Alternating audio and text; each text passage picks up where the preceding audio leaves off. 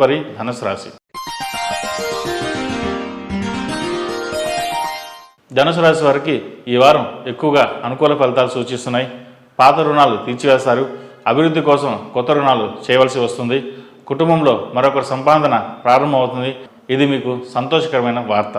వ్యాపారపరంగా తీసుకున్న నిర్ణయాలు వ్యూహాత్మకంగా అమలు చేస్తారు. వ్యాపారంలో లాభాలు మీరు ఊహించిన విధంగానే ఉంటాయి. మీకు ఇష్టమైన గృహం కొనుగోలు చేస్తారు. ఎంత ఖర్చు ఉన్నా అందుకు తగినటువంటి రాబడి ఉంటుంది. ఆర్థిక పరిస్థితి అనుకూలంగా ఉంటుంది ఈ వారం.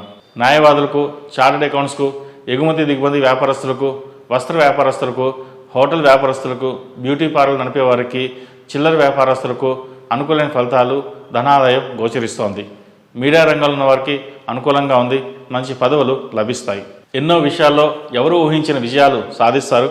కొంతమంది స్నేహితులు, బంధువులను ఉద్దేశపూర్వకంగా దూరంగా ఉంచుతారు.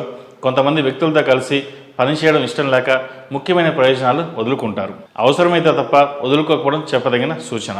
కోర్టు వ్యవహారాలు, వివాదాల్లో ఉన్న భూమి సంబంధమైన వ్యవహారాలు మీకు అనుకూలంగా వస్తాయి.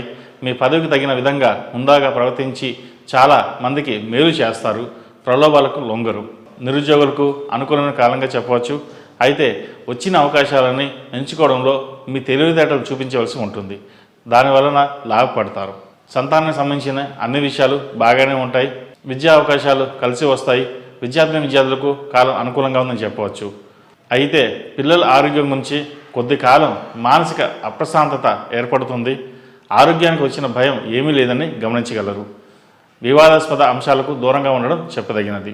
ఈ రాశిలో జన్మించిన వారికి కలిసి వచ్చే సంఖ్య నంబర్ 6, కలిసి వచ్చే దిక్కు తూర్పు, కలిసి వచ్చే రంగు తెలుపు.